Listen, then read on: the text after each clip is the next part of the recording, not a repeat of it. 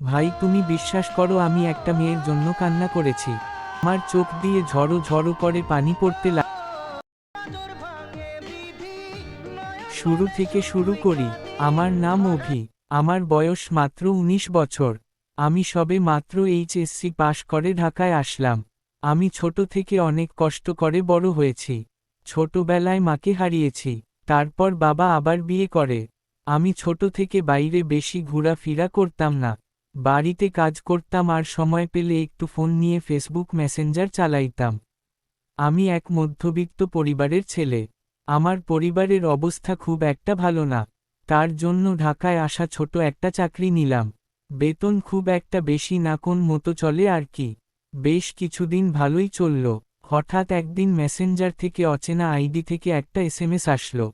বলছে, হাই, কেমন আছেন? আমি তো অবাক হয়ে গেলাম। কে হয় এটা আমারে এইভাবে এসএমএস দিল? আমারে কেউ ভুল করে এসএমএস দেয় না। আমি রিপ্লে দিলাম, জি, আমি ভালো আছি। আপনি কেমন আছেন? সে রিপ্লে দিল, একটু কথা বললাম। নাম ঠিক না ঠিক মতো জানতে পারলাম না, কিন্তু অনেক সুন্দর করে কথা বলতো। তারপরের দিন ঠিক ওই সময়টা আবার ওই আইডি থেকে এসএমএস আসে। আবারও একটু কথা বললাম। নাম আর ঠিক না জানতে পারলাম, মেয়ে মানুষ, বাসা ছিল আমাদের এলাকার। তারপরের দিন আমি আগে তাকে এসএমএস দিলাম, কেমন আছেন? সে রিপ্লে দিল, কিছুক্ষণ কথা বললাম। এভাবে আমরা প্রায় কথা বলতাম। আপনি থেকে তুমি করে কথা বলতাম। এভাবে আমাদের মাঝে বন্ধুত্ব সৃষ্টি হলো। আমি একটা ছোট কোম্পানি চাকরি করতাম। সকাল ৮টায় যেতাম, রাত ৮টা-১০টায় বাসায় আসতাম। এসে তার সাথে একটু একটু করে কথা বলতাম। এভাবে আমরা শুধু বন্ধু থেকে বেস্ট ফ্রেন্ড হয়ে যায়। আমরা একজন আরেকজনের সাথে সবকিছু শেয়ার করতাম। এভাবে বেশ কিছু দিন চলে গেল। আমরা প্রতিদিন কথা বলতাম। তার সাথে আমার অনেক ভালো একটা সম্পর্ক হয়ে গেল। আমি তাকে সবকিছু শেয়ার করতাম। আমার যে কোন সমস্যা তার সাথে শেয়ার করতাম আর সমাধান খুঁজে নিতাম। সে আমাকে সবকিছু বলতো। হঠাৎ সে একদিন আমারে বলল, আমি একটা রিলেশনে ছিলাম, অনেক দিন আগে ব্রেকআপ হয়েছে। তার সবকিছু আমার সাথে শেয়ার করে আর বলে যে তুমি আমার সবচেয়ে কাছের আর ভালো বন্ধু। এভাবে ৮টি মাস কেটে গেল। সে আমার মনের ভিতর অনেক বড় জায়গা করে নিয়েছে। আমি তাকে ভালোবেসে ফেলেছি। আমি এর আগে কখনো কোন মেয়ের সাথে এত কথা বলিনি। তার সাথে কথা হলে মনের ভিতর অন্যরকম লাগত। শুধু তার সাথে কথা বলতে মন করত। আমরা প্রতিদিন অনেক কথা বলতাম। তার আমি মায়ে পড়ে গেছি। তার সাথে একদিন কথা না বললে আমার ভালো লাগে না।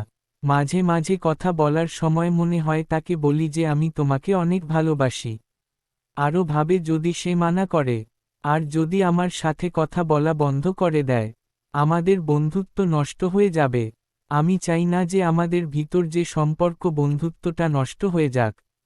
তাই তাকে বলি না, কিন্তু আমি তাকে নানাভাবে বোঝানোর চেষ্টা করছি যে আমি তোমাকে অসম্ভব ভালোবাসি। হঠাৎ আমার ফোনটা হারিয়ে যায়। তার সাথে একদিন কথা না হলে আমি থাকতে পারতাম না। আমি শুধু তার সাথে কথা বলার জন্য ফোন হারানোর দুদিন পর ফোন কিনি। পারিবারিক সমস্যা কারণে আমি বাড়িতে আসি।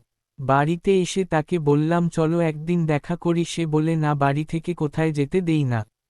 আমি ভাবলাম মেয়ে মানুষ, সমস্যা থাকতে পারে, তাই আর কিছু বলিনি। এখন আমাদের ভিতরে আরও অনেক বেশি কথা হয়। সকালে শুভ সকাল না বলে থাকতে পারি না। সকাল থেকে শুরু করে রাত পর্যন্ত কথা বলতাম। কোন কোন সারাদিন ধরে কথা বলতাম, আবার সারা রাত কথা বলতাম। তাও কথা বলা শেষ হয় না। শুধু তার সাথে কথা বলতে মন করে।